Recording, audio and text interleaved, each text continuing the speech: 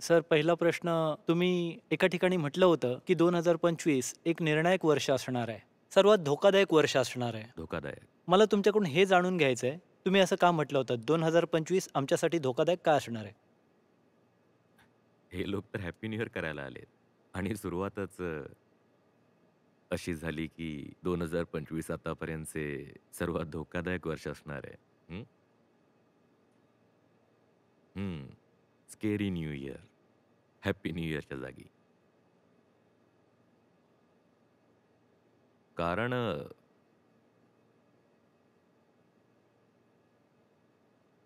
2 किंवा 10 वर्षांपेक्षा कमी वयाचं बसलेलं नाहीये. खूप लांबलचक कारण आहे आणि त्याची जखम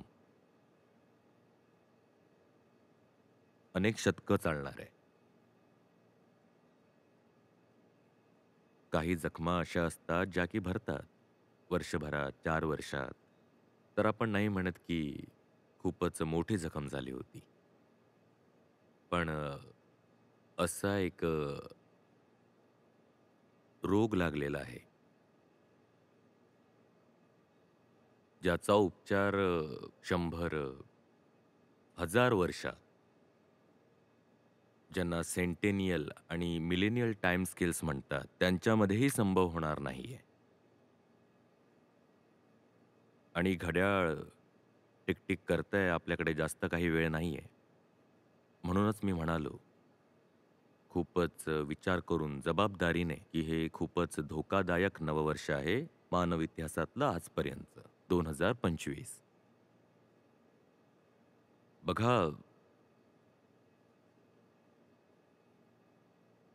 United nations framework convention on climate change आहे. हं. यात मध्ये-मध्ये काही गोष्टी सांगणार आहे ज्या ज्या सूचनेप्रमाणे आहेत, त्या नीट लक्षात घ्या. त्यातूनच तुम्हाला संपूर्ण गोष्ट समजणार आहे. तर त्याच्या अंतर्गत दरवर्षी लोक भेटतात. जसे आता भेटले होते ना बाकूमध्ये. सर्व देश तिथे बैठक करतात. त्याला म्हणतात कॉन्फरन्स ऑफ पार्टीज, COP. तर जी 15वी COP पॅरिसमध्ये झाली होती, तिथे पॅरिस करार झाला होता. हं, पॅरिस करार. आणि पॅरिस करारने म्हटलं 2015 मध्ये, की जितका आता कार्बन एमिशनचा स्तर आहे, त्याला 45% पर्यंत कमी करावं लागेल 2030 पर्यंत आणि नेट झिरोपर्यंत यायला हवं 2050 पर्यंत. हं? का यायला हवं? हे आकडे का निर्धारित केले गेले? ह्यासाठी केले गेले, यासाठी की कोणत्याही प्रकारे जी तापमानातील वृद्धी आहे, ग्लोबल टेम्परेचर राईज आहे, त्याला 2 डिग्री सेंटीग्रेडच्या खाली-खाली थांबवता येईल. हे उद्दिष्ट होतं.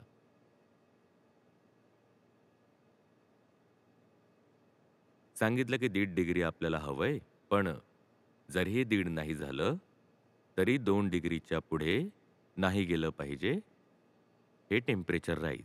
हा आपण 2015 मध्ये करार केला होता आणि 195 देश एकत्र बसले होते. आणि हे सर्वांना समजलं होतं की 2 डिग्रीवरच ह्याला थांबवणं खूप गरजेचं आहे. तर उद्दिष्ट होतं टेम्परेचर राईजला थांबवणं. 1.5 डिग्रीचं उद्दिष्ट निर्धारित केलं गेलं आणि त्यासाठी जो मार्ग सुचवला गेला तो हा होता की 2030 पर्यंत आपल्या उत्सर्जनांना कमीत कमी अर्ध करा आणि 2050 पर्यंत नेट झिरोवर या. आणि नेट झिरो काय असतं? की जितकं उत्सर्जित करत आहात, तितकं नैसर्गिकरित्या इकोसिस्टम ते शोषूनही घेईल. तर एकूण मिळून ह्युमन ॲक्टिव्हिटीच्या मार्फत वातावरणात जराही कार्बन ॲडिशन होता कामा नये, हे आहे नेट झिरो. तर सांगितलं गेलं की 2050 पर्यंत नेट झिरो करा आणि 2030 पर्यंत साधारणपणे 45% तुम्ही कमी करा. तर ह्यासाठी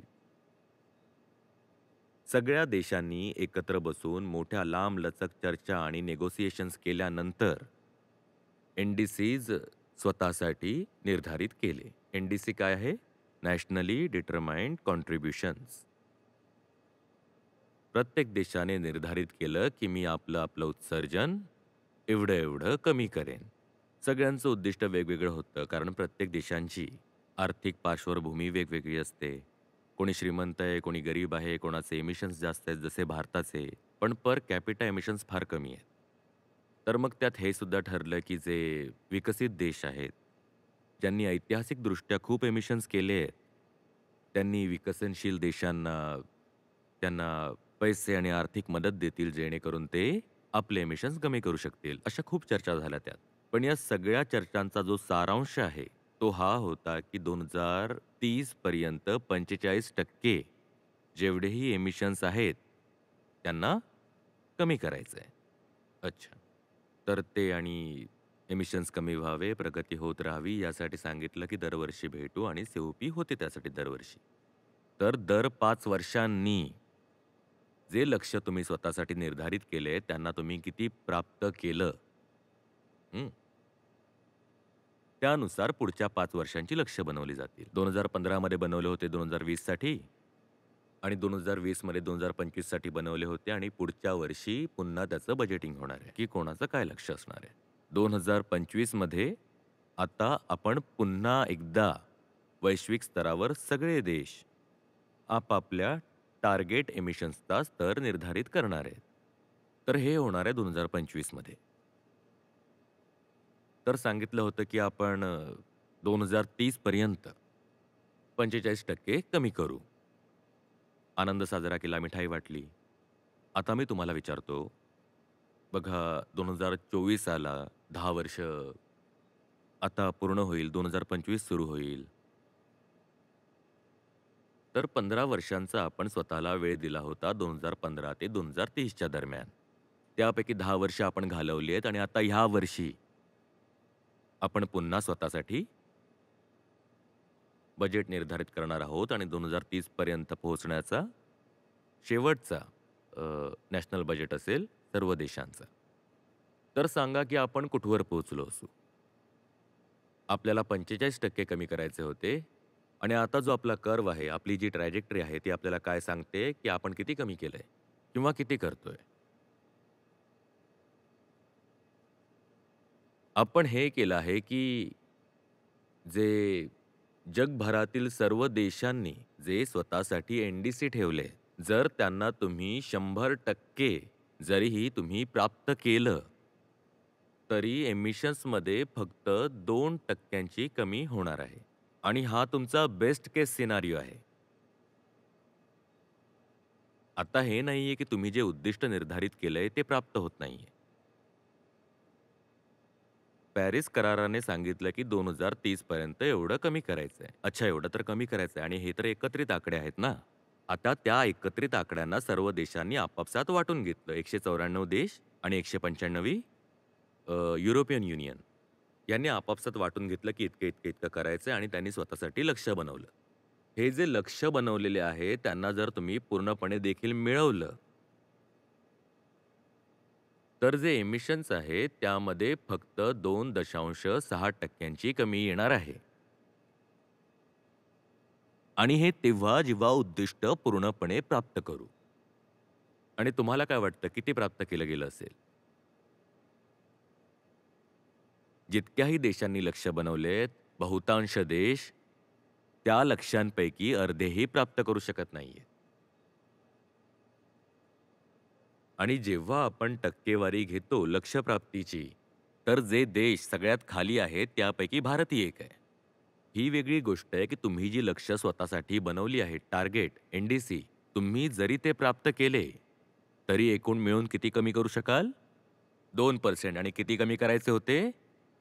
45% कमी करणं आवश्यक होतं आणि जर तुम्ही तुमच्याचद्वारे निर्धारित राष्ट्रीय लक्ष्य पूर्णपणे जरी मिळवलं कार्बन रिडक्शनचं, जरी तुम्ही पूर्ण कराल, तरीही तुम्ही किती कमी करू शकाल? 2% आणि आपण हे 2% ही करू शकत नाही आहोत.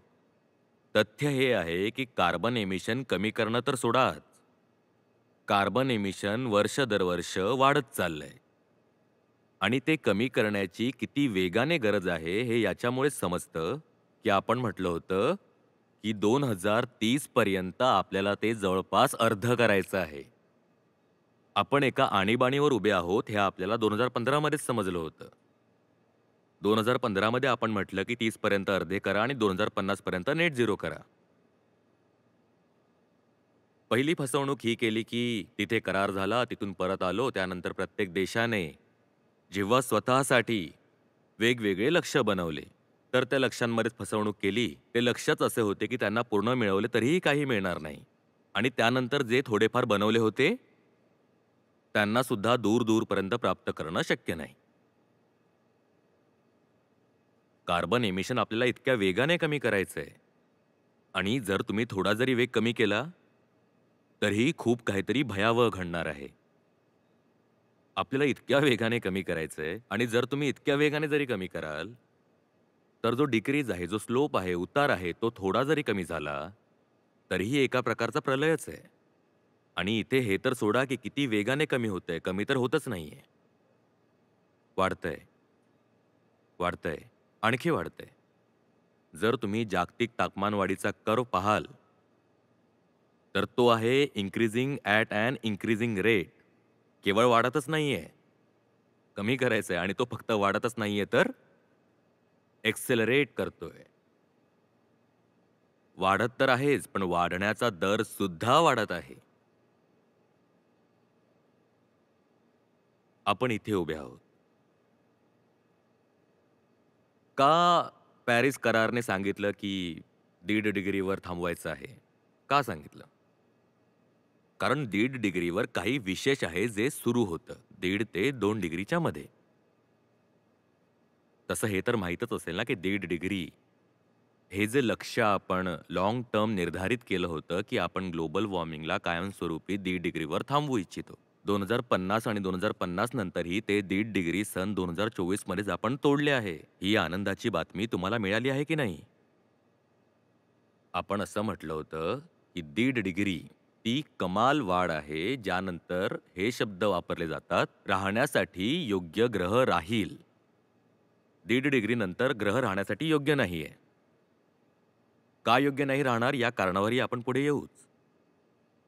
परंतु ती जी आपण आपल्यासाठी लाँग टर्म एक लिमिट निर्धारित केली होती 1.5 डिग्रीची, ती लिमिट आपण 2024 मध्येच पार केली आहे. 1.54 वर आलो आहोत आपण. फक्त एवढीच गोष्ट आहे, की अद्याप त्याला औपचारिक मान्यता मिळाली नाहीये. कारण हा डेटा 1-2 वर्षांचा आहे. 2023-2024. त्याला औपचारिक मान्यता दिली जाते, या हवामानात लाँग टर्म ट्रेंड घेतले जातात. तर 10-20 वर्षांपर्यंत पाहिलं जाईल, की सतत 1.5 डिग्रीपेक्षा जास्त आहे. तेव्हा जाऊन त्याला औपचारिक अधिकृत मान्यता मिळेल, की हो मानले, की 1.5 डिग्री आहे. पण ते झालेलं आहे. हे सर्वांना स्पष्ट होते, की 1.5 डिग्रीवर काहीतरी खूपच धोकादायक आहे, खूपच धोकादायक. एक टिपिंग पॉइंट आहे 1.5 डिग्री. काय होतं असं? अच्छा, मी विचारू की काय होतं असं? त्याआधी हे तर स्पष्ट आहे ना, की 1.5 डिग्रीची गोष्ट आता फारच मागे राहिली आहे. आपण नाही थांबवू शकत त्याला. ते मागे राहिलं. पॅरिसमध्ये आपण स्वतःसोबतच थट्टा केली. पॅरिसमध्ये आपण म्हटलं 2030 पर्यंत आपल्याला 45% एमिशन्स कमी करायचे आहेत आणि 2050 पर्यंत आपल्याला नेट झिरोवर पोहोचायचं आहे. तर ही आपण थट्टा केली होती. कमी करणं तर सोडा, आपण आणखी वाढवलं. हे स्पष्ट आहे की नाही?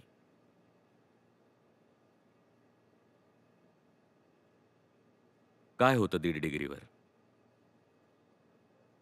Feedback cycle. हं. 1.5 ते 2 डिग्रींच्या दरम्यान फीडबॅक सायकल सक्रिय होतात आणि त्यानंतर आता तुमच्या हातात नाही राहत कोणत्याही प्रकारे तापमान वाढ थांबवणं. आता नाही थांबवू शकत.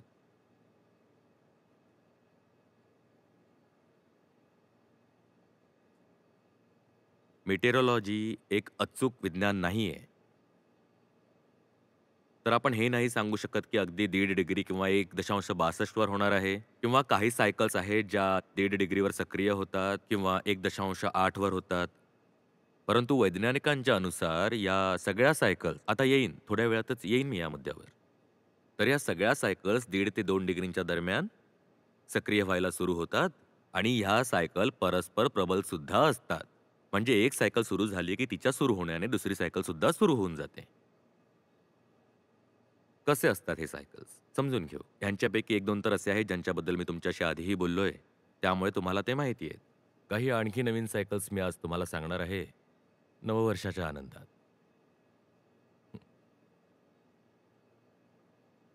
तर सर्वात आधी तर जे आईस आहे, आर्क्टिक आईस झालं, ग्लेशियर आईस झालं, त्याच्या संबंधी. तर बर्फ पांढऱ्या रंगाचं असतं, हो ना? तर त्यावर जेव्हा सूर्यप्रकाश पडतो, रेडिएशन पडतं, तर ते त्याला काय करतं? ते त्याला परावर्तित करतं आणि परावर्तित करतं तर उष्णता शोषली जात नाही. हो ना? तर हे काम बर्फ करत असतं. पण तापमानातल्या वाढीमुळे बर्फ जातोय वितळून. जेव्हा बर्फ वितळतो, तेव्हा बर्फाखाली असणारं काय उघडं पडतं? दगड किंवा खडक किंवा कधी-कधी बघ माती, सॉइल. हे कोणत्या रंगाचे असतात? हे गडद रंगाचे असतात. जेव्हा हे गडद रंगाचे असतात, तेव्हा ते काय करतात? ते रेडिएशन शोषून घेतात. जेव्हा ते शोषून घेतात, तेव्हा ते काय होतात?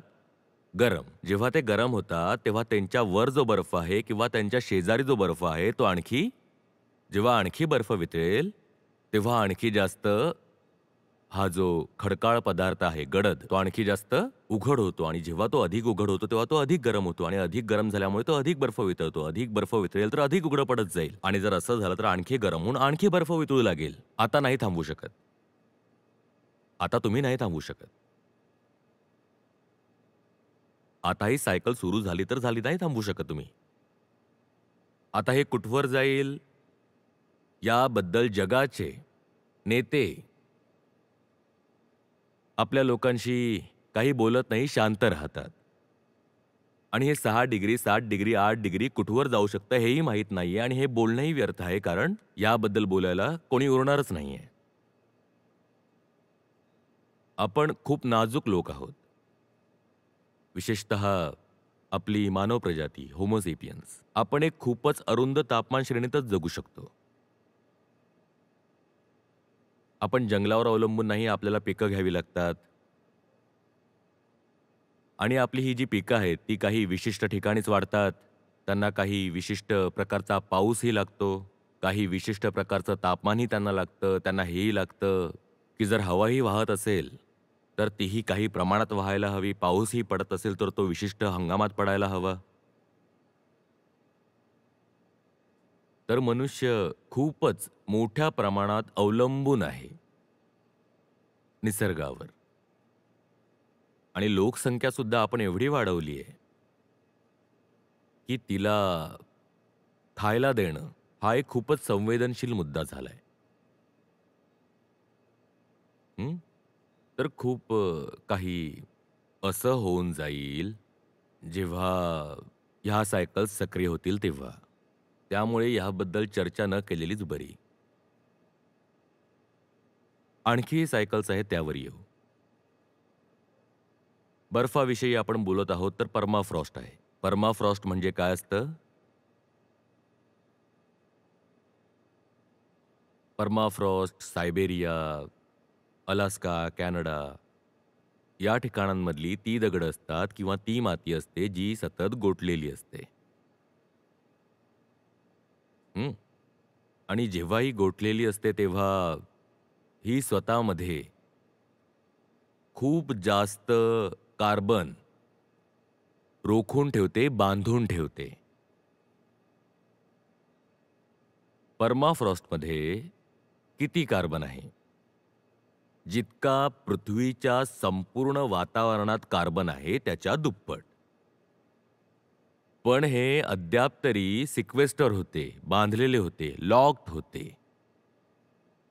का लॉक्ड होते? कारण त्यावर बर्फाचा थर होता. त्यावर बर्फाचा थर होता. जसजसा बर्फ वितळतोय, हा कार्बन ऑक्सिजनच्या संपर्कात येतो आहे आणि ॲटमॉस्फिअरमध्ये, वातावरणामध्ये सोडला जात आहे. कार्बन डायऑक्साईडच्या रूपात. जेव्हा ऑक्सिजन मिळतो ऑर्गॅनिक मॅटरला, तेव्हा तरी खूप कमी नुकसान होतं. त्यातून फक्त कार्बन डायऑक्साईडच बनतो. परंतु जेव्हा तो ऑर्गॅनिक मॅटर जो मातीमध्ये आहे, दगडामध्ये आहे, जेव्हा त्याला पुरेसा असा ऑक्सिजन नाही मिळत, तेव्हा त्याचं अनएरोबिक ऑक्सिडेशन होतं. आणि तेव्हा कार्बन डायऑक्साईड नाही बनत, तेव्हा मिथेन बनतं. आणि मिथेनचं जे ग्लोबल वॉर्मिंग पोटेन्शियल आहे, ते कार्बन डायऑक्साईडपेक्षा 85 पट जास्त आहे. म्हणजे कार्बन डायऑक्साईडचे 85 मॉलिक्यूल जितकी उष्णता ट्रॅप करतात, तितकी उष्णता मिथेनचा एक मॉलिक्यूल ट्रॅप करतो. हे जे परमाफ्रॉस्ट आहे, ते वितळत आहे आणि खूपच वेगाने वितळत आहे. आणि याच्या वितळण्याने कार्बन डायऑक्साईड आणि मिथेन हे दोन्हीही वातावरणात सोडले जात आहेत.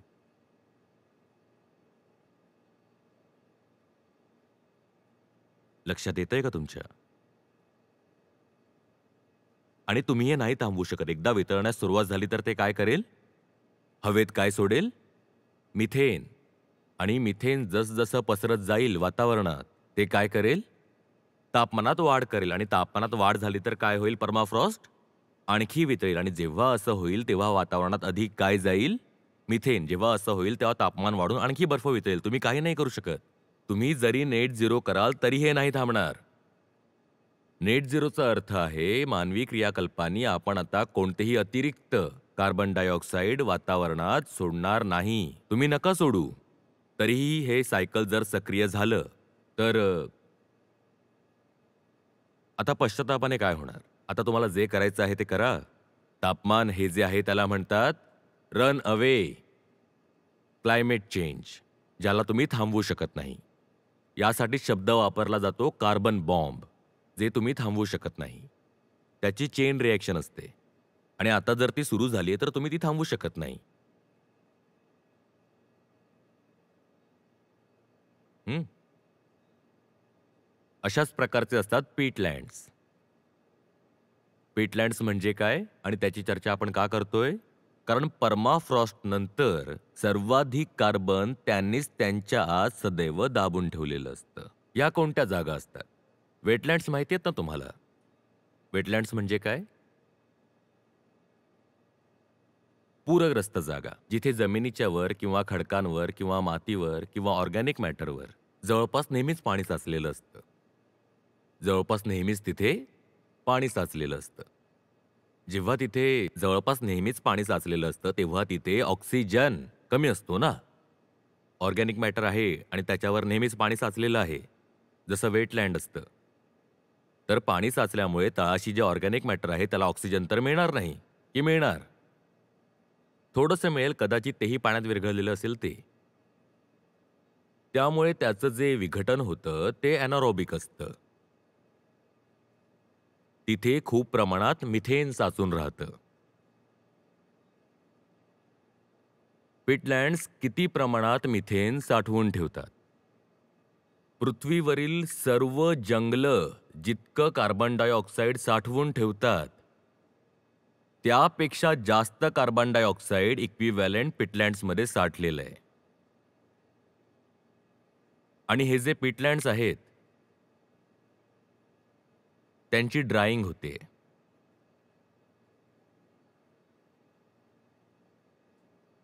जसजशी पृथ्वी गरम होत आहे, ते सुद्धा वाळत आहेत. वाळण्याचं कारण फक्त हे नाही की पृथ्वी गरम होत आहे, हेही आहे की तुम्ही तिथे जाऊन शहरी विकास करू लागता किंवा जे पीठ आहे, त्याचे अनेक प्रकारचे वापर आहेत. हॉर्टिकल्चरमध्ये वापरतात, इंधनासाठी वापरतात. तुम्ही ते पीठ काढून घेता. त्यामुळे हे पीटलँड्स वाळत आहेत. त्यामुळे पाण्याखाली जेवढं मिथेन आणि कार्बन डायऑक्साईड दाबलेलं होतं, आता ते काय होत आहे? ते एक्सपोज होत आहे. ते एक्सपोज होते म्हणजे कुठे जाते?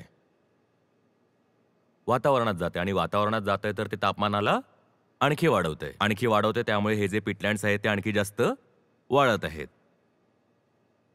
आणि यांमध्ये परमाफ्रॉस्टमधून आणि पिटलँड्समधून इतक्या जास्त प्रमाणात कार्बन डायऑक्साईड निघतं, जितकं मानवी क्रियाकल्पांनी तर कधीच निघू शकणार नाही. आपल्या क्रियाकल्पांनी तर इतकंच वाढलं आहे की औद्योगिक युग आल्यानंतर 1750 पासून आतापर्यंत आपण 280 पीपीएम पासून जवळपास 430 पीपीएम एवढं केलंय.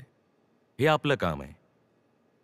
पण हे करून आपण एक अशा राक्षसाला जागृत केलंय, जो आपल्या क्रियाकल्पांपेक्षा कितीतरी जास्त कार्बन आता वातावरणामध्ये सोडत आहे. आणि हे सगळं काही सुरू झालंय. पण जगातील नेते त्यांच्या आपापल्या जनतेशी ह्याबद्दल अजिबात बोलत नाहीये. ही गोष्ट लपवली जाते. आणि का लपवली जाते? कारण कार्बन एमिशन लक्ष्य जर तुम्हाला गाठायचं असेल, तर तुमची विकासाची जी कल्पना आहे आणि ज्या पद्धतीने निवडणुकांची स्वप्न विकली जात आहेत सामान्य लोकांना, ती थांबवावी लागतील. तर कोणताही नेता उघडपणे आपल्या देशाच्या जनतेला हे सांगत नाहीये की आपण प्रलयाच्या किती जवळ आलो आहोत. कोणीही सांगत नाहीये. अमेरिकेत ट्रम्पसारख्या नेत्यांनी तर 2020 मध्ये अमेरिकेला बाहेरच काढलं होतं पॅरिस करारामधून. नंतर ते परत आले 2021 मध्ये. पण ते अजूनही हेच म्हणतायत की आम्ही नाही मानत की अँथ्रोपोजेनिक आहे क्लायमेट चेंज. जिथे मान्य केलंय तिथे तर मी तुम्हाला सांगितलंच आहे की जे राष्ट्रीय लक्ष्य आपण निवडले आहेत रिडक्शनचे, ते किती बालिश आहेत.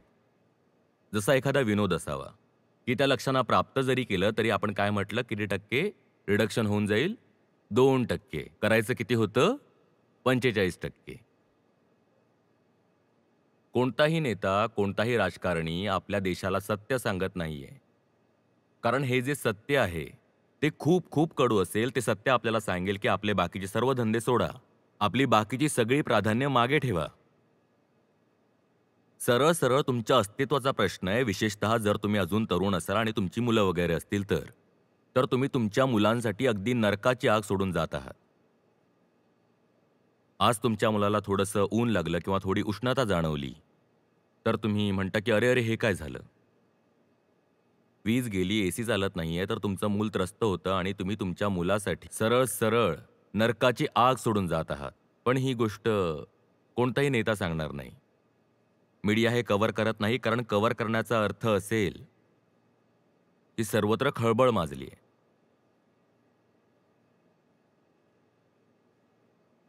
तर सगळे अगदी एका फुल्स पॅराडाईजमध्ये आहेत. फुल्स पॅराडाईज समजता? मूर्ख माणूस जो विचार करतो की सगळं ठीक आहे. आणि तो फक्त मूर्खच नाहीये. तो बेईमानही आहे. इतका बेईमान आहे की जर कोणी येऊन त्याला सत्य सांगितलं, तर तो ते सत्य नाकारेल आणि सत्य सांगणाऱ्याचंच तोंड फोडेल. हे चालू आहे संपूर्ण जगात आणि भारतातही.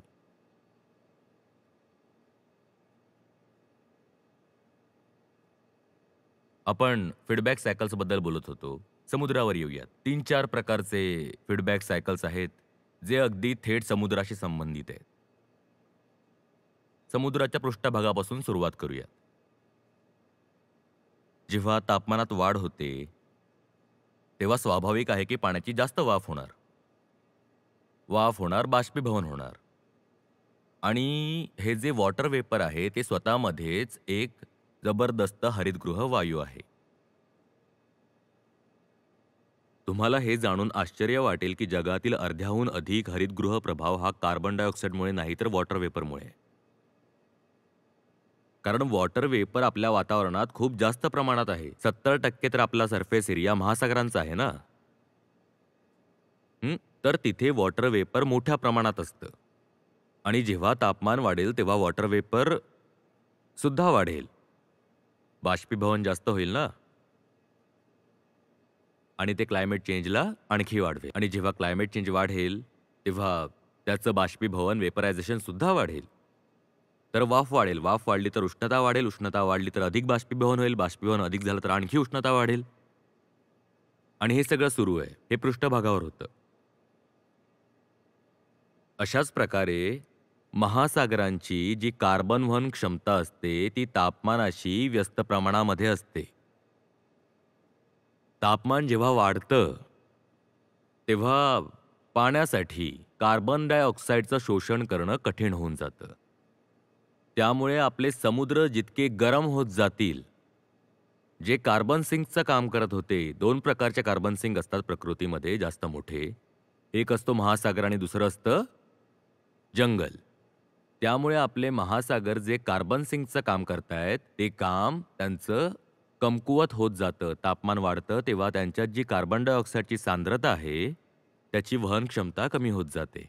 कार्बन डायऑक्साईड कमी शोषतात आणि वॉटर वेपर जास्त बनतात. दोन्ही प्रकारे तुम्ही मारले जाताय. ही झाली घटना समुद्राच्या पृष्ठभागावर. आपण फीडबॅक सायकल्सबद्दल बोलतोय. आता तुम्ही समुद्रात थोडे खाली चला.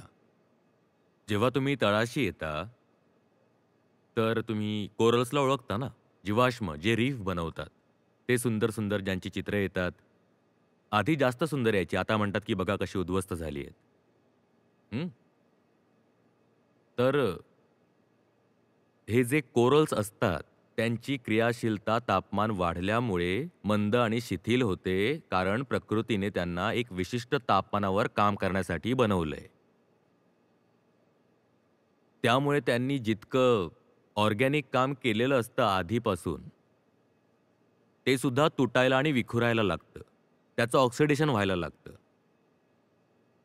आणि त्यामुळे कार्बन डायऑक्साईड आणि मिथेन दोन्हीही तयार होतात. हे समुद्राच्या आतमध्ये होतं. ही सुद्धा एक सायकल आहे.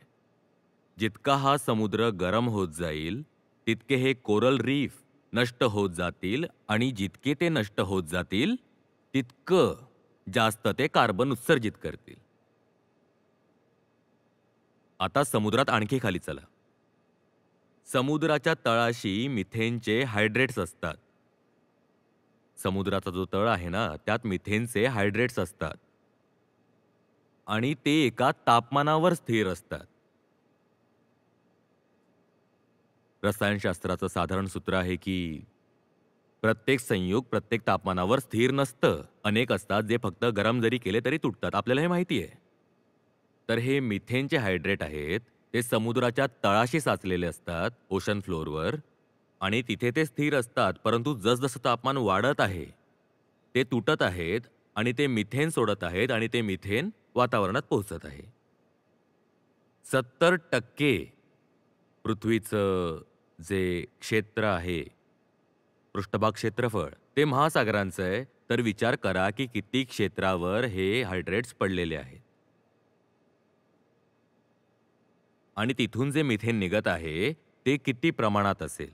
आणि हे जे काही आहे, ते सुरू आहे आणि सतत सुरू आहे.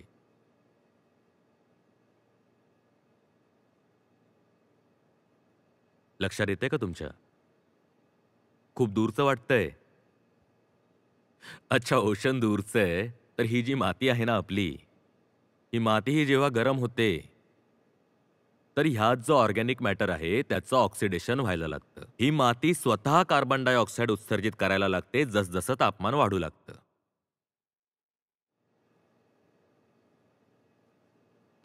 आपण बर्फाबद्दल बोललो, आपण समुद्राबद्दल बोललो, आपण मातीबद्दलही बोललो. आता आपण जंगलाबद्दल बोलूयात, की जंगलात हे फीडबॅक सायकल कशाप्रकारे सक्रिय होत आहेत. झाड जे असतं ते कार्बन डायऑक्साईड शोषून घेतं हे तर आपल्याला माहिती आहे. तर मग परिसंस्था हिरवीगार असेल, नैसर्गिक आणि निरोगी असेल तर झाडाचं काम असतं कार्बन डायऑक्साईड शोषून घेणं. ह्याला त्याची सिक्वेस्टरिंग म्हणतात, की बघा हा कार्बन डायऑक्साईड जो वातावरणात असता तर घातक असू शकला असता. झाडाने त्याला काय बनवलं? झाडाने त्याला खोड बनवलं, पान बनवलं, फळ बनवलं, भाजी बनवली. तर झाड खूप जादू करत असतं. ते कार्बन डायऑक्साईडला घेऊन त्याच्यापासून चांगल्या-चांगल्या गोष्टी बनवतं.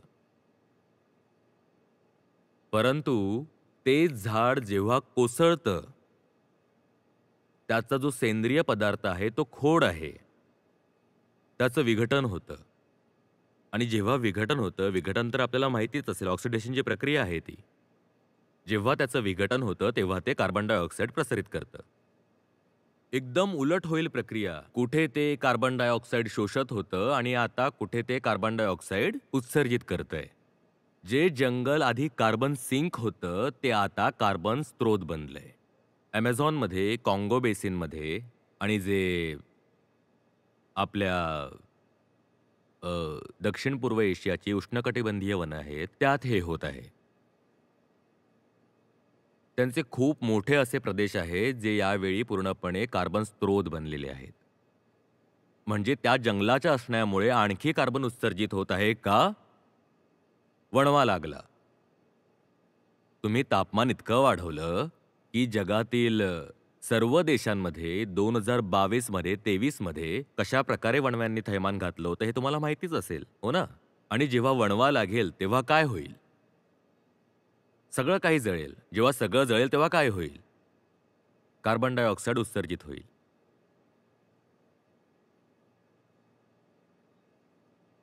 या व्यतिरिक्त जेव्हा उष्णता वाढते वातावरणामध्ये, त्यामुळे विविध प्रकारच्या तीव्र हवामानाच्या घटना होतात. जसं जास्त पाऊस पडतो. जास्त पाऊस पडला तर झाड काय होईल? कोसळेल आणि कोसळलं तर विघटित होईल. खूप मोठं वादळ आलं आणि मोठं वादळ आलं तर झाडांचं काय होईल? ती कोसळतील आणि कोसळली तर विघटित होतील. तर तीच झाडं ज्यांनी जगभरातलं कार्बन स्वतःमध्ये सामावून घेतलं होतं, त्याच झाडांसाठी आपण असं वातावरण, असं हवामान तयार केलं आहे, की ती झाडं आता कार्बन उत्सर्जित करत आहेत. जगेल तर शोषेल आणि कोसळेल किंवा जळेल तर उत्सर्जित करेल, एमिट करेल. आणि हे सुरू आहे. जितकं आज तापमान वाढवत आहात, तितके चक्रीवादळ वाढत आहेत आणि चक्रीवादळ वाढत आहे, तर झाडांचं काय होणार? ती कोसळत आहेत.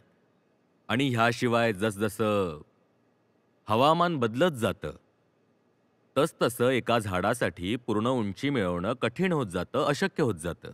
जर एखादं भयानक चक्रीवादळ आलं, न जाणो किती झाडं उद्ध्वस्त होतील. पावसाचा जो पूर्ण नमुना आहे तोच बदलला, तर कशी काय झाडं उभी राहतील? जर झाडं नाही उभी राहिली, तर जे शोषण्याचं काम आहे कार्बन डायऑक्साईड ते नाही होणार. एवढंच नाही, जेवढं ते झाड आहे, ते तेवढंही नाही राहणार, ते कोसळेल आणि जर कोसळलं तर आणखी उत्सर्जन करेल. आणि हे मी आता एन्थ्रोप्रोजेनिक उत्सर्जनाबद्दल बोलत नाहीये. मी हेही बोलत नाहीये, की आपलं जे ऊर्जा आणि वाहतूक क्षेत्र आहे, ते किती कार्बन उत्सर्जित करतंय. मी हे बोलत नाहीये, की आपले अन्न उद्योग आणि शेती किती कार्बन उत्सर्जित करत आहेत. मी बोलतोय नैसर्गिक फीडबॅक सायकल्सची जी एन्थ्रोप्रोजेनिक आहेत, पण आता आपल्या नियंत्रणाच्या बाहेर गेल्या आहेत. म्हणजे तुम्ही अगदी साधू व्हा. तुम्ही म्हणा की मी सुधारलो, मी सरळ माणूस झालो, मी आता कोणतंही कार्बन एमिट करणार नाही, चूक झाली माफ करा. तुम्ही जरी हे केलं, तरीही आता हे थांबणार नाहीये. तीर निघाला आहे.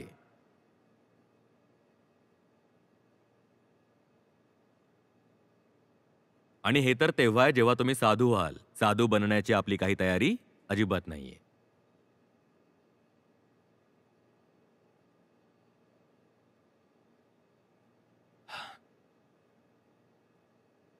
आता सांगा, स्वॅगमध्ये करूया 2025चं स्वागत.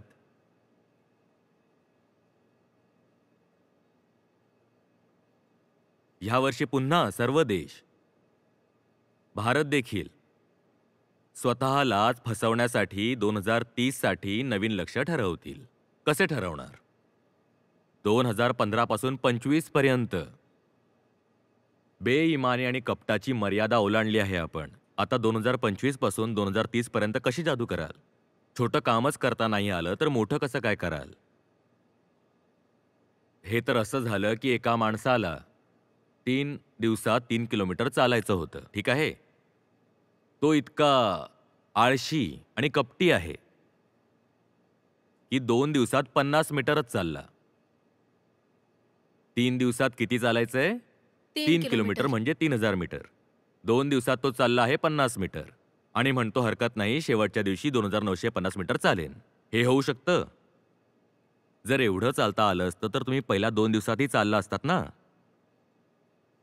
2025 मध्ये सर्व देश मिळून पुन्हा एकमेकांशी आणि स्वतःशी खोटं बोलतील.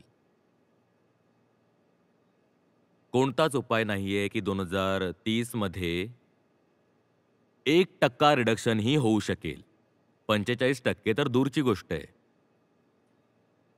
आमचा कार्बन उत्सर्जनाचा स्तर दरवर्षी आणखी वाढत आहे. जितकी पीपीएम CO2 आहे वातावरणात, त्यात आपण दरवर्षी वाढ करत आहोत, कमी करत नाहीये.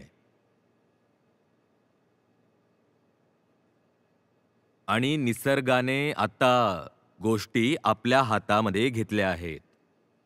तो म्हणत आहे, "आता मी बघतो."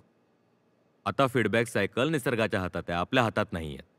आणि या सगळ्या फीडबॅक सायकल्स एकमेकांनाही प्रबळ करत आहेत. उदाहरणार्थ जर परमाफ्रॉस्ट वितळत आहे, तर महासागराचं बाष्पीभवन देखील वाढत आहे. एक सायकल दुसऱ्या सायकलला प्रबळ करत आहेत आणि हे सर्व एकमेकांना एका प्रकारचा कंपाऊंडिंग इफेक्ट देत आहेत. आणि या संपूर्ण प्रक्रियेत जितका कार्बन डायऑक्साईड आपण जोडत आहोत ते वेगळंच आहे. जितका आपण जोडतोय ते तर वेगळंच आहे.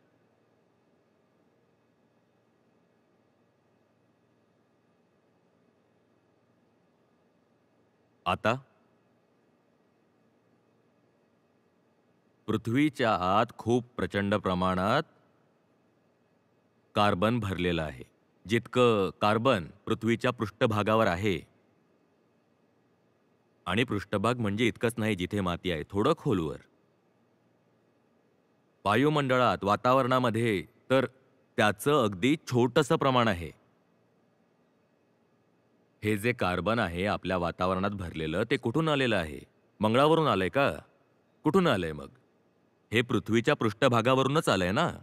आणि आपण आपली हाव भागवण्यासाठी पृथ्वीला प्रत्येक प्रकारे सतत खोदत चाललो आहोत. प्रत्येक प्रकारे. पृथ्वीचंच कार्बन आहे, ह्या मातीचंच. आणि ह्या खाली जे खडक आहेत, तेच कार्बन आहे जे वर जातंय. पृष्ठभागाखालून थेट मिथेन आणि कार्बन डायऑक्साईडही निघू शकतं. किंवा मग खालून फ्यूल, ऑइल, गॅस हेही निघू शकतं. ज्यांना जेव्हा तुम्ही जाळता, तेव्हा ते कार्बन डायऑक्साईड बनतात. पण वातावरणात जितकंही कार्बन डायऑक्साईड आहे, ते आलं तर पृथ्वीवरूनच आहे. आणि ते आपोआप बाहेर नाही आलं, ते आपण काढलंय. आपण आपल्या हवेसाठी तिथे पृथ्वीला खोदत चाललोय, प्रत्येक प्रकारे उद्ध्वस्त करत चाललोय आणि त्याचं जे कार्बन आहे, ते आता इथे बाहेर येतंय.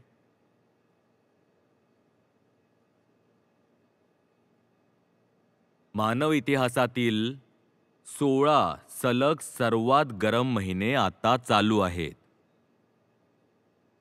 आता हे जे मागील 16 महिने आहेत ना, 1-2 नाही. मागील 16 महिने क्रमशः, क्रमवार मानव इतिहासातील सर्वात गरम महिने आहेत. आता विचार नाही करावा लागत. आपल्याला माहिती आहे जो पुढचा महिना येणार आहे, तोही मानव इतिहासातील सगळ्यात गरम महिना असणार आहे.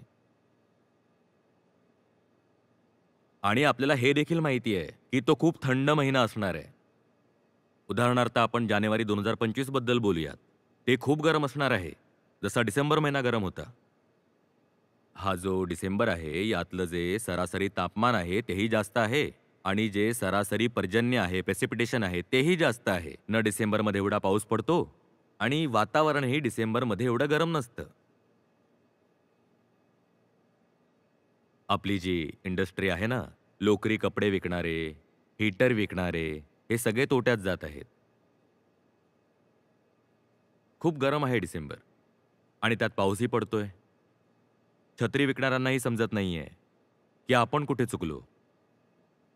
हीटरवाले म्हणतायत, की आम्ही छत्रीच्या बिझनेसमध्ये आलो तर चालेल का? हे जे आपलं दशक चालू आहे, हे मानवी इतिहासातील आजपर्यंतचं सर्वात गरम दशक आहे.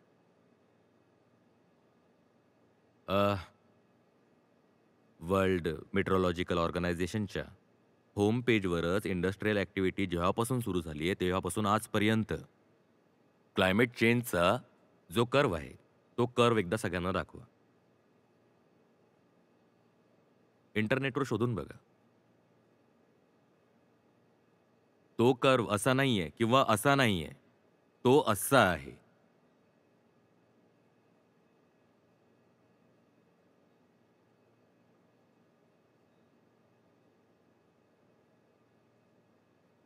आपण स्वतःला इंटेलिजंट स्पेशीज म्हणतो.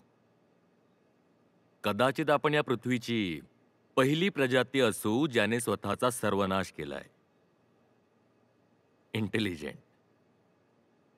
आपण बाकी प्रजातींना म्हणतो की त्यांच्याकडे बुद्धी नाहीये, ज्ञान नाहीये, चेतना नाहीये. मनुष्य या पृथ्वीची पहिली एकमेव प्रजाती होणार आहे ज्याने स्वतःलाच वाईप आउट करून टाकलं. आणि त्यातही अजूनही खूप लोक सापडतील फन्ने खान, जे म्हणतील की हे सर्व तर खोटं आहे. सांगा कुठे गरमी आहे? इतकी तर थंडी पडली आहे. जर इतकी गरमी आहे तर तू हे का घातलंयस? काढून टाक.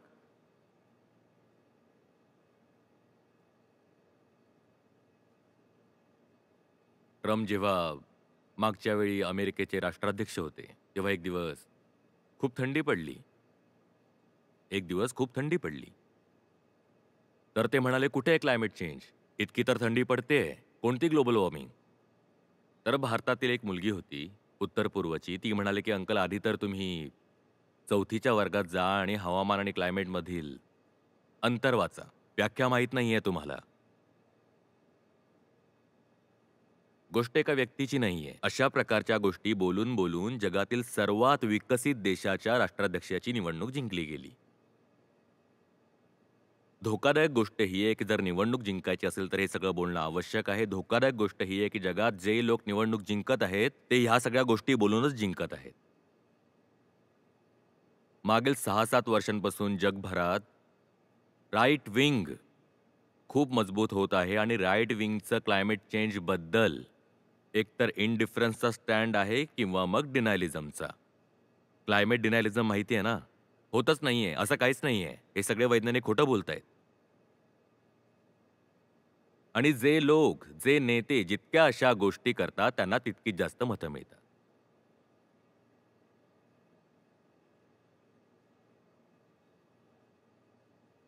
हं? आहे का काही? जोपर्यंत स्लाइड येते तोपर्यंत सांगतो. एक मजेदार गोष्ट. 4-5 कर्व्स आहेत. हे तुम्ही स्वतःच्या ॲक्टिव्हिटीसाठी म्हणून करा. Human population growth, concentration of atmospheric CO2, global GDP growth,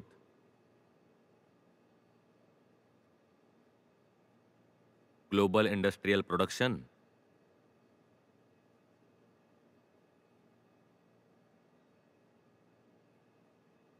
आणि ऑब्व्हियसली ॲटमॉस्फेरिक टेम्परेचर राईज. यांचे कर्व्स अगदी शेजारी शेजारी ठेवा आणि पहा काय दिसतंय. या सगळ्यांचे जगाची GDP ग्रोथ, जगाची लोकसंख्या ग्रोथ आणि जगाची कार्बन डायऑक्साईड आणि तापमानातली वाढ, हे सर्व कर्व्स जेव्हा तुम्ही बाजूबाजूला ठेवून पाहाल, 1750 पासून ते 2020 पर्यंत अगदी बाजूबाजूला ठेवून पहा. हे सर्व कर्व्स अगदी एकसारखे आहेत. अगदी एकसारखे. गोष्ट खूप सोपी आहे. 2 गोष्टी आहेत ज्या जीव घेत आहेत आपल्या ग्रहाचा, आपल्या प्रजातीचा, बाकी सर्व प्रजातींचाही. पहिली आहे लोकसंख्या आणि दुसरं आहे कन्झम्पशन, पॉप्युलेशन अँड कन्झम्पशन. इतकी साधी सोपी गोष्ट आहे. यात जास्त विज्ञानाची गरजही नाहीये. आपल्या प्रजातीने आपली लोकसंख्या सतत वाढवून वाढवून आणि सतत भोग घेऊन सर्व काही उद्ध्वस्त करून टाकलं. तर स्पष्ट गोष्ट आहे, जर एखादं समाधान आताही होऊ शकतं जिथपर्यंत आता संभावना उरली आहे, नाहीतर एकदा का फीडबॅक सायकल सक्रिय झाली की बचावाची संभावना कमी व्हायला लागते. जर बचावाची थोडी जरी संभावना आहे तर ती हीच आहे की या 2 गोष्टी कमी करा. कोणत्या? लोकसंख्या आणि कन्झम्पशन. लोकसंख्या आणि कन्झम्पशन या दोन्ही वेगवेगळ्या गोष्टी नाही आहेत. या दोन्ही माणसाच्या एकाच वृत्तीतून बाहेर येतात. काय? भोगा. भोग घ्या. जी मूळ अहंता आहे, जे खोल अज्ञान आहे, तेच या दोन्ही गोष्टी करवून घेतं. म्हणून जे लोक हे काम करतात ते हे दोन्हीही काम करतात. या दोन्हीपैकी एकच काम करणारी व्यक्ती तुम्हाला सापडणार नाही.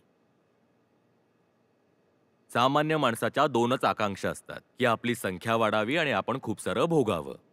कारण या दोन्ही आकांक्षा एकच आहेत. मला भोगू द्या. आणि मला भोगू द्या जितक्याही हातांनी, जितक्याही शरीरांनी, जितक्याही तोंडांनी मला भोगता येईल.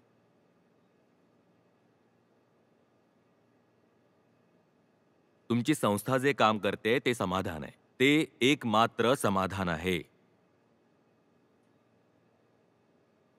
आणि ही खूपच विचित्र स्थिती असते जेव्हा तुम्हाला माहीत असतं की समाधान काय आहे. पण त्या समाधानाला लागू करण्याचा, अंमलात आणण्याचा तुमच्याकडे कोणताही मार्ग नाही. माझ्याकडे एकच मार्ग आहे की मी तुम्हाला सांगतो आहे आणि पुन्हा पुन्हा जितक्याही मार्गांनी शक्य आहे. त्याशिवाय ना तर नीती निर्धारणात माझा कोणता हस्तक्षेप आहे, न तुमच्या निर्णयांमध्ये.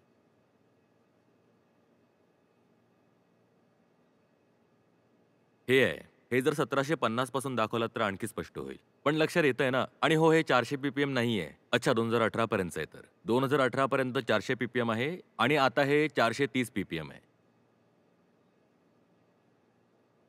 निसर्गाला आपलं काम माहिती आहे. कर्व्ह फ्लॅट आहे, दिसतंय का? कधीपासून फ्लॅट आहे? हे कोणाला माहितीच नाहीये. हे खाली एक्स ॲक्सिस काय आहे ते दाखवा जरा लोकांना. त्यांना समजणार कसं काय? हां, हे ठीक आहे. हे बघा. आणि हाच तो कर्व्ह आहे जो ह्यूमन पॉप्युलेशन ग्रोथचा कर्व्ह आहे. म्हणजे माणूस जन्मच घेतो आहे कार्बन उत्सर्जित करण्यासाठी.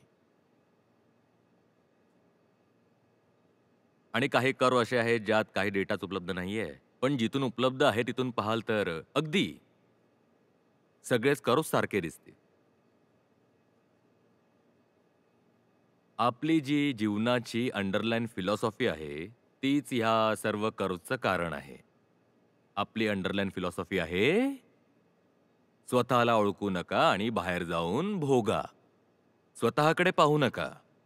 पण बाहेर जे काही आहे ते वापरून घ्या आणि त्यामुळेच हे सर्व झालं आहे. आणि वर्ल्ड पॉप्युलेशन आणि कार्बन डायऑक्साईडचे जे पहिले 2 कर्व्ह आहेत त्यांना लक्षपूर्वक पहा. पाहिलंत? अगदी एकसारखेच आहेत ना? बस. लोकं म्हणतात कसं कमी करायचं CO2 कॉन्सन्ट्रेशन? हे बघा, बघून घ्या. अशाच प्रकारे जे फॉरेस्ट लॉस आहे आणि जो पॉप्युलेशनचा कर्व्ह आहे तो पहा. तुम्ही जन्म घेता, जेव्हा मी म्हटलं की एक मूल जर आज जन्म घेत आहे,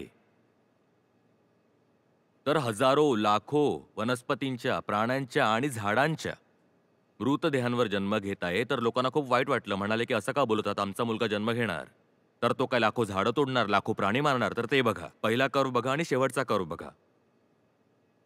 पहिला आणि शेवटचा कर्व्ह बघा आणि सांगा की मी काही चुकीचं म्हटलं का? की आज जर मूल जन्म घेत आहे, तर त्या एका मुलाच्या जन्म घेण्याचा अर्थ हा आहे की तुम्ही लाखो प्राणी मारले आणि लाखो झाडं तोडली. मी काही चुकीचं बोललो? पहिला आणि शेवटचा कर्व्ह बघा. यात तुम्ही आणखी कर्व्ह ॲड करू शकता. Material, production. आपण प्रतिवर्ष किती इंडस्ट्रियल प्रोडक्शन घेतोय, याचा कर्व्हही अगदी असाच आहे. तीच अज्ञानाची वृत्ती जी आपल्याला भाग पाडते, आणखी मुलं जन्म घाला, आणखी मुलं जन्म घाला आणि तीच वृत्ती आपल्याला सांगते की आता तुम्ही भोगा पण. आणखी गोष्टी असायला हव्या. आता 3-4 मुलं झाली आहेत, तर घर पण मोठं घ्यावं लागेल. एवढे सारे लोक एका स्कूटरवर बसून जातील का? तर गाडीही घ्यावी लागेल. ज्याला आपण म्हणतो ना की family is the unit of society. थोडा संयमाने विचार करा. Family is the unit of consumption. आपली कौटुंबिक आणि सामाजिक व्यवस्थाच यासाठी बनली आहे की आपण आपली संख्या वाढवू आणि आनंदाच्या नावाखाली पृथ्वीचा आणखी जास्त विध्वंस करू. तेव्हा ते चालून गेलं होतं. तेव्हा ते बऱ्याच काळापर्यंत चालून गेलं होतं. जवळपास 1850 पर्यंतही ते ठीक होतं. 1900 पर्यंतही चालत होतं. पण आता नाही चालणार. त्यामुळे कोणीही असा तर्क देऊ नये की अरे, हजारो वर्षांपासूनची जी व्यवस्था आहे ती तोडू का? हजारो वर्षांपासून हे होत नव्हतं. आता जे झालंय ते खूपच अचानक झालंय आणि खूपच तीव्रही झालंय. त्यामुळे हजारो वर्षांचा तर्क आणि हजारो वर्षांची कारणं देऊ नका. आज तुम्हाला जगण्याच्या नवीन मार्गांची गरज आहे. जर जगायचं असेल तर. जुन्या पद्धतीने नाही जगू शकत. जुन्या आकांक्षा आता नाही चालणार, की शिकले का आहात, की पैसा मिळावा, घर घ्यावं, हे करावं, ते करावं, अशी तशी 50 कामं करावी. नवीन इंडस्ट्री बनवायची आहे, जंगलं तोडायची आहेत. मॅन कॉन्क्वेस्ट ऑफ नेचर हे सगळं करून दाखवायचंय.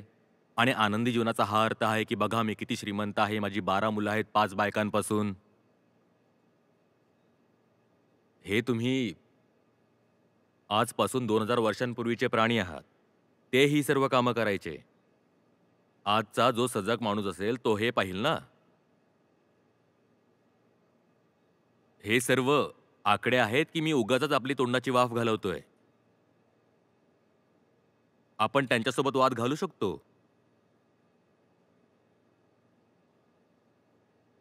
आणि तुम्ही वाद घालून मला थांबवू शकता.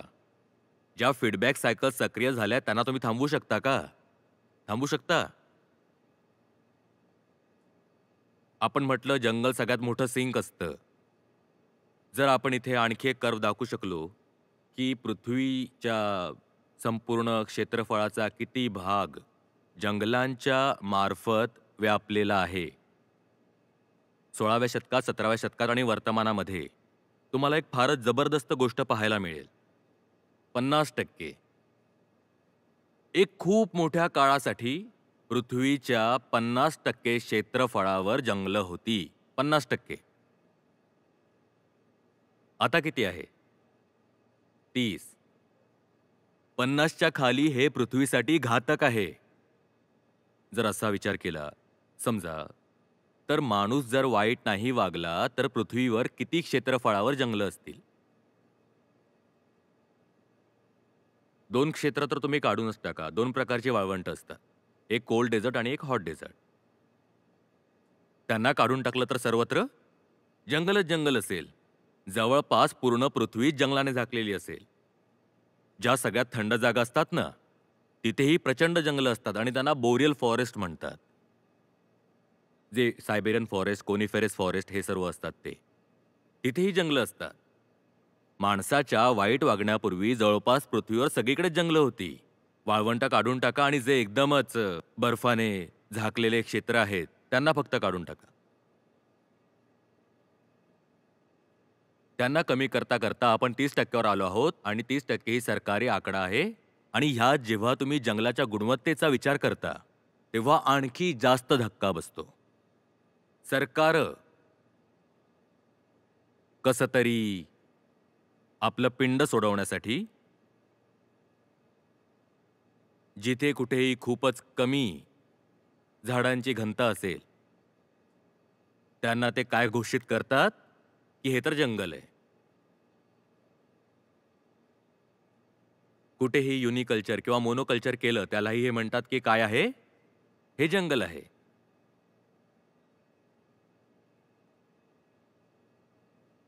जर जंगलच नसेल तर कार्बन कोण शोषून घेणार? आणि जंगलं नाहीच उरणार. जर तुम्ही लोकसंख्या वाढवत आहात तर ती कशी उरतील? लोकांना पोट भरण्यासाठी अन्न उगवावं लागेल ना. शेत कुठून येतील? जंगल तोडूनच शेतं बनतील ना.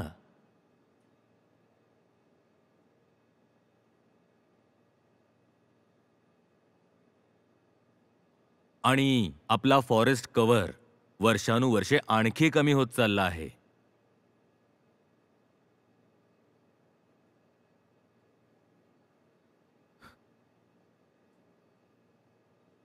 एकूण 4000 मिलियन हेक्टर आपल्याकडे जंगलं आहेत ह्या पृथ्वीवर. आणि जवळपास गेल्या 10 वर्षातच आपण त्यातून 500 हेक्टर कमी केले. आपण इतक्या घाईत आहोत. Come on baby, make it fast. आपण खूप घाईत आहोत.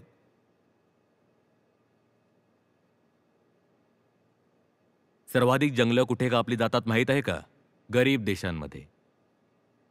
जसं भारतात 2015 ते 2020च्या दरम्यान ज्या देशांमध्ये सर्वाधिक फॉरेस्ट कव्हर कमी झालं त्यात भारतही एक आहे. आपल्याला लवकरात लवकर विकास हवा.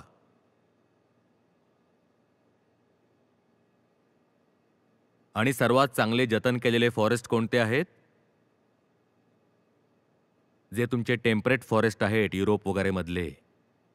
आणि जर तुम्ही आणखीन वर गेलात तर सायबेरियन फॉरेस्ट वगैरे आहेत. ते अजूनही वाचलेत. सर्वाधिक जंगलं तोडली कुठे जात आहेत? ब्राझीलमध्ये, आफ्रिकेमध्ये. भारतात, मलेशियामध्ये, इंडोनेशियामध्ये.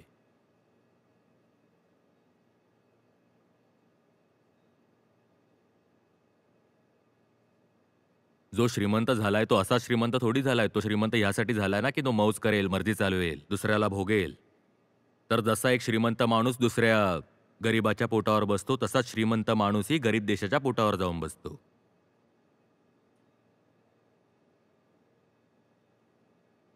काय समाधान आहे? जोवर आपण माणसालाच बदलत नाही, तोवर आपण देशाला कसं बदलणार? बदलू शकतो का? आपण माणसाला बदलू शकत नाही, तर धोरणं कशी बदलणार आहेत?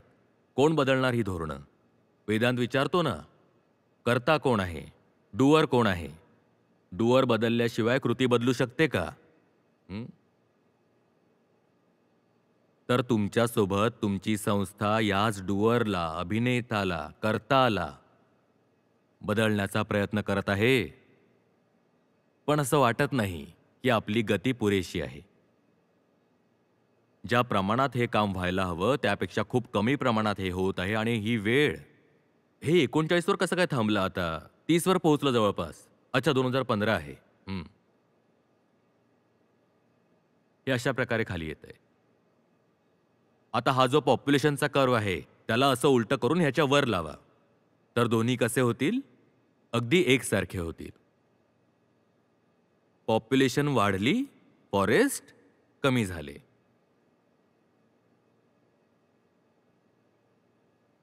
तुम्हाला एक आकडा सांगू? कमजोर हृदयवाल्यांनी ऐकू नका. किंवा ज्यांनी जास्त खाल्लं आहे त्यांनीही ऐकू नका. बाहेर काढाल. मागील 50 वर्षातच एकत्रित केलेली जितकी आमची वन्यजीव लोकसंख्या होती जंगलामधली, त्यापैकी आपण 75% समाप्त केलेली आहे. म्हणजे जगभरातील जंगलामध्ये एकूण मिळून आधी जर 40 प्राणी पक्षी होते तर फक्त 50 वर्षात आपण त्यांना 10 केलं आहे. 75% नाहीसे करून टाकले.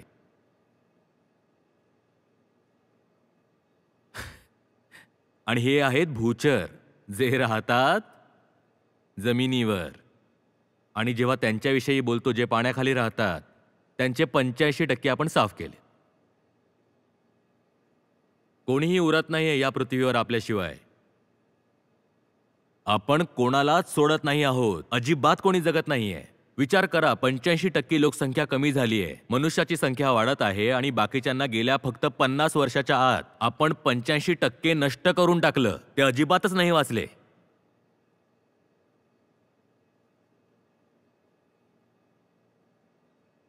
आणि कसे वाचतील? इथेच तर राहायचे ते. ते तर इथेच राहायचे, मग कसे काय वाचतील? गीता ह्यासाठी नाहीये की ती तुम्हाला स्वर्गात घेऊन जाईल. गीता ह्यासाठी आहे की ती कदाचित पृथ्वीला वाचवू शकेल. स्वर्ग वगैरे तर सोडा, आता फक्त पृथ्वी जरी वाचली तरी ती मोठी गोष्ट आहे.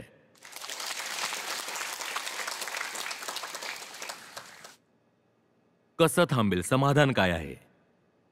सामान्य माणूसच समाधान आहे. कारण जगातील जे देश सगळ्यात जास्त उत्सर्जन करत आहेत ते सगळे लोकशाही आहेत. G20 तुम्हाला माहित आहे ना? G20 हां, ते जगातील 80 ते 90% कार्बन उत्सर्जनासाठी जबाबदार आहे. आणि G20 पूर्णपणे लोकशाही आहे. मला काय म्हणायचंय? सगळं कोणाच्या हातामध्ये आहे?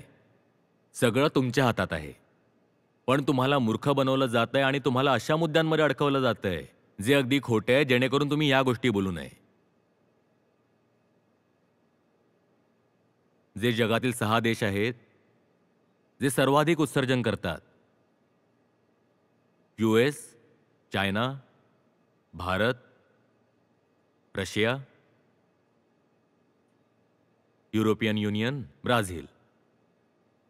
हे सगळेच्या सगळे एकतर लोकतांत्रिक आहेत किंवा मग अर्धलोकतांत्रिक आहेत.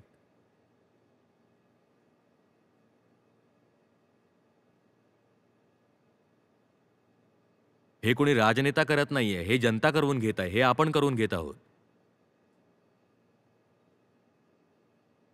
आचार्यजी, जसं आपण बुक स्टॉल्स ऑर्गनाईज करतो आपापल्या शहरांमध्ये, आता आपण इतके मोठे हे इश्यूज सांगितले आहेत, पण जेव्हा आपण ग्राउंडवर काम करतो ना, तेव्हा माहीत नाही की ही आमच्यापेक्षा एक वरची पिढी आहे. आमचीही थोडीशी अनअवेअर आहे गोष्टींबाबतीत. तर आपण भविष्याच्या पिढीकडे कसं लक्ष देऊ शकतो? कारण ही जी पिढी आहे ती बदलण्यास तयारच नाहीये. वाचणारच नाहीत तर बदलणार कसे?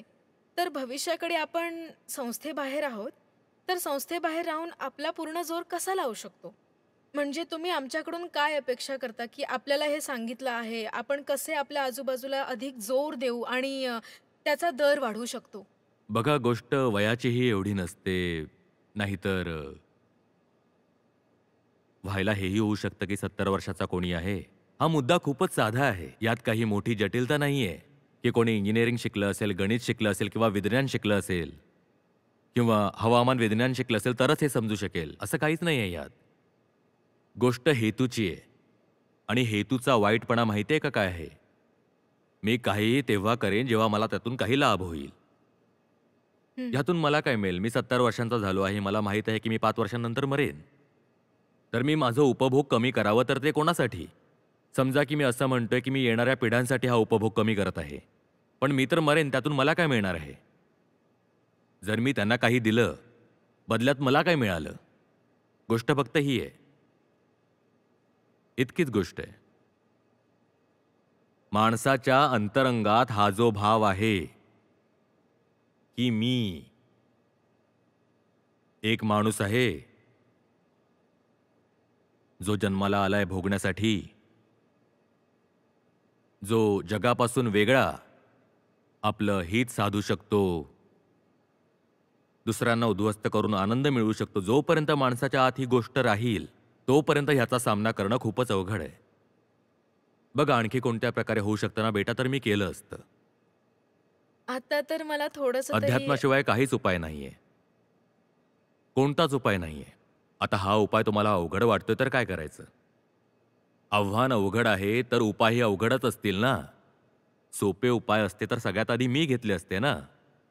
आमच्याकडे आता उपाय हा आहे, की ज्यांना ही गोष्ट थोडीशी समजते, त्यांना आपली भीती विसरून यामध्ये उतरावं लागेल. उतरावं लागेल, तुम्हाला ही गोष्ट बोलावी लागेल, ठामपणे बोलावी लागेल. तुम्ही बोलत नाही आहात. नाहीतर यातलं बरंच काही असं आहे जे वेगवेगळ्या वेळेला मी आधीही सांगितलेलं आहे. आणि ही सर्व सार्वजनिकरित्या उपलब्ध माहिती आहे आणि तुम्हालाही यात जास्त काय करायचं आहे? प्रिंटआउटच तर काढायची आहे. प्रिंटआउट घेऊन लावा कुठेतरी किंवा वाटा. आणखी काय करायचंय? तुम्ही बुक स्टॉलवर जाता, मला मला त्या गोष्टींनीही समजलं आहे आणि बोलण्यातला रोख आहे त्यावरही समजून येतंय की साहस आहे आणि ते साहस आपल्याकडे सध्या कमी लोकांकडे आहे. आपले लोक खूप घाबरलेले आहेत. ते असंच आहे. तसं आता आहे ना, मी इथे बघत आहे आणि सगळे इकडे बघत आहेत. एकत्र बघत नाहीये कोणत्या दिशेला. मला आता फक्त हेच समजते, की जीव अगदी तळहातावर ठेवून तुम्हाला तसं बाहेरच तसं जावं लागतं नाहीये. म्हणजे. तर बघा, असं नाहीये. आपण खूप हुशार लोक आहोत ना. वाचलोच नाही तर आपण हुशारी स्वतःला काय हो, कामाची. आपण स्वतःला खूप स्मार्ट समजतो. म्हणतो की नाही, नाही 50-50 करून चालायचं, रिस्क नाही घ्यायची. इकडेही बनवून चालायचं आणि तिथेही नाराज नाही करायचं.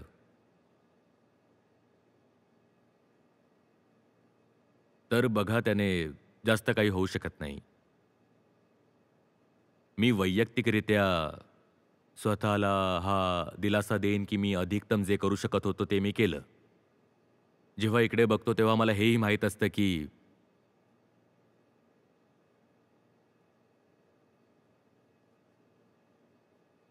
आणि कोणाला केवळ आकडे समजवल्यानेही नाही होणार. कारण हे आकडे सुद्धा ज्यांना माहीत देखील आहेत, तेही आपलं वर्तन किंवा वागणूक कुठे बदलत आहेत. जोपर्यंत माणसाचं केंद्रच बदलणार नाही, त्याचं सेंटर बदलणार नाही, तोपर्यंत पहिली गोष्ट ही की तो हे आकडे जाणून घेणार नाही आणि जरी जाणून घेतले तरी तो म्हणेल, "सो व्हॉट? मला काय फरक पडतो? मजा करा." आता हे जे तुमचं चालू आहे कार्यक्रम, यात तुम्ही शोधा की तुम्हाला संस्थेचे किती लोक दिसत आहेत. 250 लोकांची संस्था आहे आता.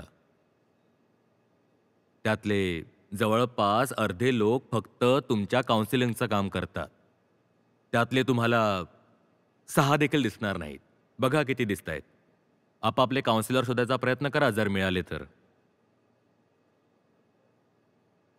हे तर सोडा की तुम्ही आमच्या सोबत आहात. आज 29 तारीख आहे आणि 29 तारीख असूनही संस्था हे सत्र अटेंड करू शकत नाही. ते सगळे मिळून जवळपास 40% लोक आता सुद्धा आहेत, जे पळण्यास तयार आहेत. ते त्यांचा पाठलाग करतायत, फोन करतायत की एनरोलमेंट करा, एनरोलमेंट करा. अशा प्रकारे थोडी मिशन चालतं. तुम्ही विचार करा ना की तुम्ही इतक्या दुरून इथे आला आहात आणि जे इथलेच आहेत त्यांना हेही वाव नाही की ते इथे येऊन बसू शकतील. मी संस्थेच्या लोकांबद्दल बोलतोय. ते आता सुद्धा फोनवरच आहेत. आणि त्यामुळे काय होईल? 150 कोटी लोकांचा देश आहे, 850 कोटी लोकांचं जग आहे. हे माझे 100-125 लोक मोजून किती लोकांशी संपर्क साधतील? आणि 10 लोकांशी संपर्क साधल्यानंतर एकालाच गोष्ट समजते. आणि ही खूप खूप छोटी संख्या आहे जिच्यासोबत मी काम करत आहे. खूप छोटी संख्या आहे. आणि ज्यांना माझ्या सोबत असायला हवं ते सोबत नाहीये, ते ओझं आहेत.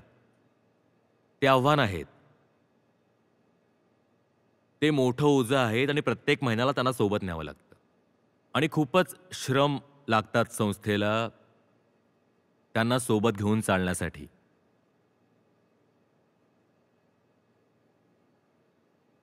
एकच उपाय आहे. जसं तुम्ही समजून घेतलं तसंच आणखी कोणी समजून घेईल. आणि कोणी तसंच समजून घेतलं जसं तुम्ही समजून घेतलं होतं त्याच माध्यमातून, त्याच मार्गाने, तर तुम्हाला त्यांना तिथेच आणावं लागेल जिथे तुम्ही उभे आहात. आता तुम्हाला वाटत असेल की मी माझ्या स्वार्थासाठी बोलत आहे, मला माझं काही भव्य घर किंवा बंगला बनवायचा आहे. किंवा तुम्ही असं समजा की हेच एकमात्र समाधान आहे जे मला दिसत आहे. तुम्हाला तुमचा पूर्ण जीव प्राण ओतून लोकांना गीतेत आणावं लागेल. तुम्ही हे नाही म्हणू शकत की तुम्ही ग्राहक आहात आणि संस्थेची दुकानं आहेत, तुम्ही आला, तुम्ही वस्तू खरेदी केली आणि तुम्ही निघून गेलात. नाही नाही नाही. जर मी बोललेलं तुमच्या लक्षात येतंय तर जा आणि लोकांना आणा आणि त्यांना पकडून पकडून हे सत्र दाखवा. पळू देऊ नका. आणखी कोणता उपाय नाहीये. जोपर्यंत हे 100-150 लोकच संस्थेचा आवाज आहेत आणि हातपाय आहेत, तोपर्यंत कामाला जास्त वेग नाही येणार. आणि या 100-125 लोकांनाही खूप विरोध सहन करावा लागतो तुमच्याकडूनच.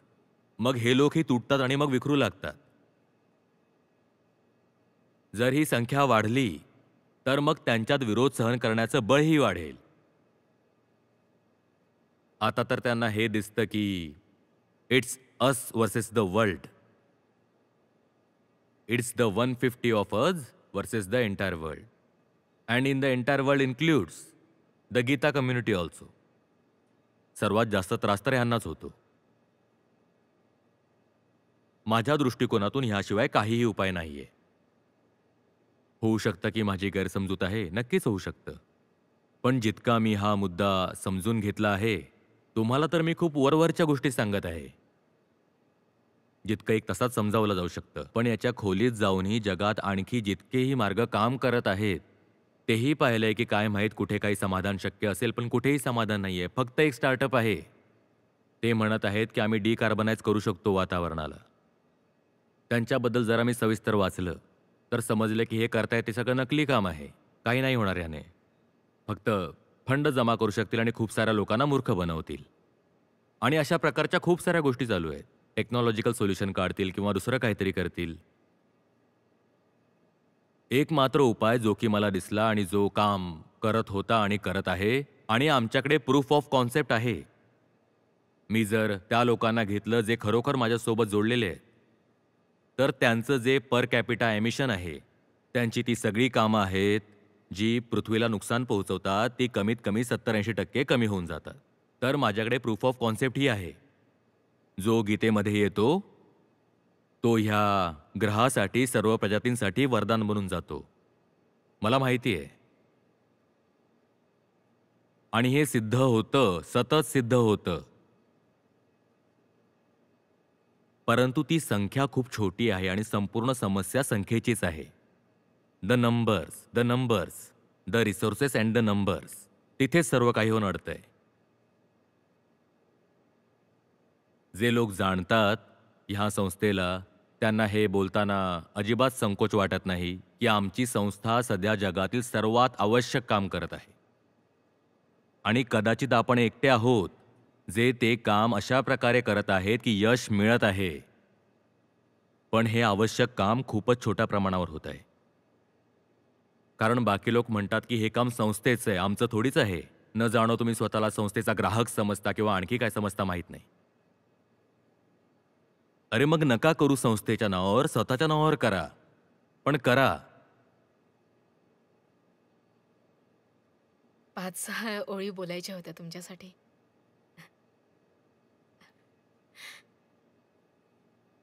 माहित नाही का आजही सर हृदय धडधडतंय. भटक्यो भूल्यो डर अब दरवाजे पर दस्तक नहीं देतो. भटक्यो भूलो डर अब दरवाजे पर दस्तक नहीं देतो. मौज है गई प्रेमी मेरो गलबहिया ही रहतो. मौज है गई प्रेमी मेरो गलबहिया ही रहतो. पकड़ा पकड़ी घेरा घेरी को नाहियो खेलो. भय जीव जगत एक है आत्म अब फैलायो उजियालो. साचो सुख बरनो नहीं जावे अंतस में गहरायो. साहस प्रेम गठजोड़ कियो गुरु मंत्र यु दीप जलायो. साहस प्रेम गठजोड़ कियो गुरु मंत्र यु दीप जलायो. सर तुमचं एक आहे की जिथे प्रेम असतं तिथे धैर्य असतं. तर यावर मनात आलेल्या या 5-6 ओळी होत्या.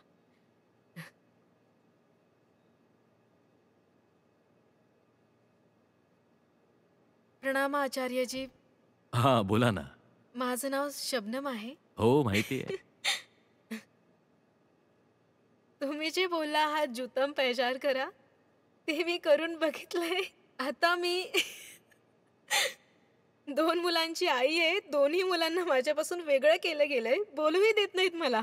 मी गेल्या एप्रिलपासून इथेच नोएडामध्ये आहे आणि तुम्हाला पाहते तुम्ही कोणता दागिना नाही घालत. माझ्याकडे काहीतरी आयटम होते, सोने विकून पीजीमध्ये दिले आणि मी तुम्हाला ऐकते. तुमच्या मार्गदर्शनानेच मला सांभाळलंय. माझ्याकडे जास्त शिक्षण नाहीये आणि मी मजबूतही नव्हते. पण इथे आल्यावर तुम्हाला ऐकता ऐकता मी आतून मजबूत होतेय आणि तुम्ही सांगितलंय की मजबूती ही सुंदरता आहे.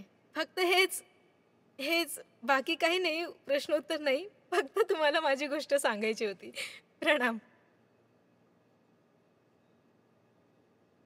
मी 4 वर्षापूर्वी बदक, कोंबडी, अंडी विकत होतो. आता तुमची पुस्तकं विकतो आणि रोज विकतो सर.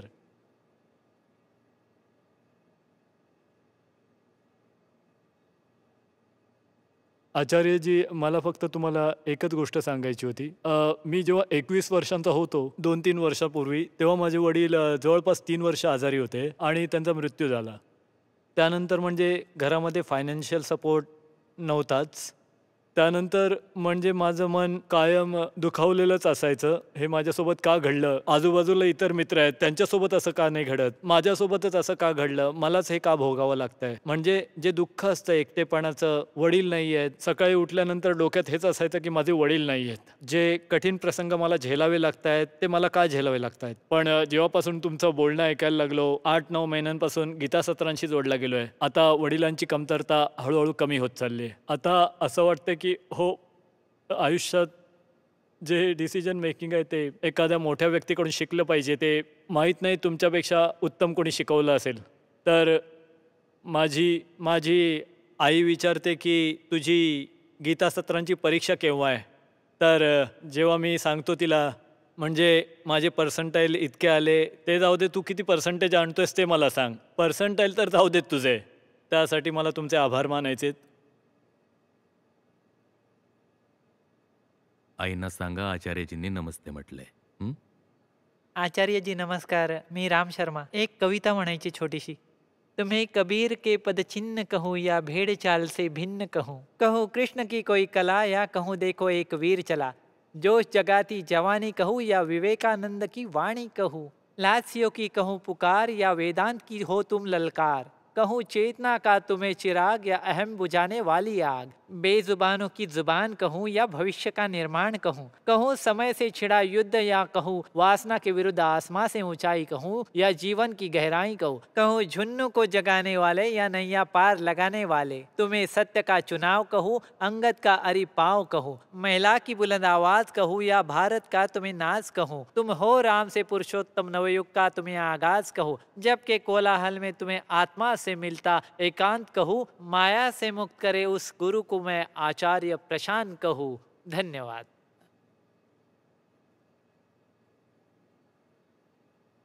ही जी ऊर्जा आहे ह्याच उत्साहासोबत आणि रोखासोबत बाहेर निघून जगात समाजामध्ये हो ना, थोडी ललकार, थोडी जागवा हो ना, तेव्हा मजा येईल हो ना. आचार्यजी एक फोटो. फोटोचं काय करणार? माल्यार्पण होईल. थांबा मी खाली येतो, नाहीतर हे खाली कोसळेल. थांबा येतोय मी.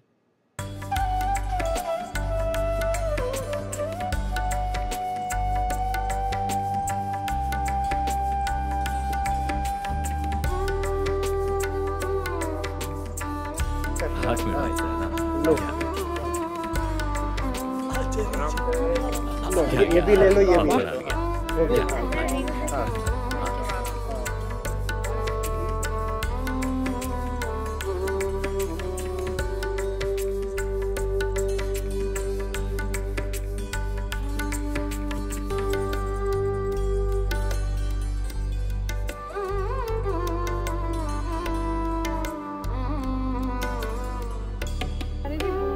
आचार्यजी तुम्ही हे खाता का?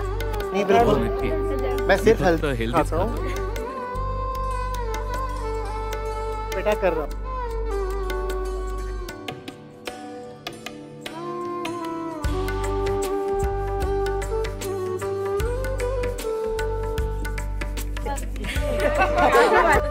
सर, फोटो लो, ये है.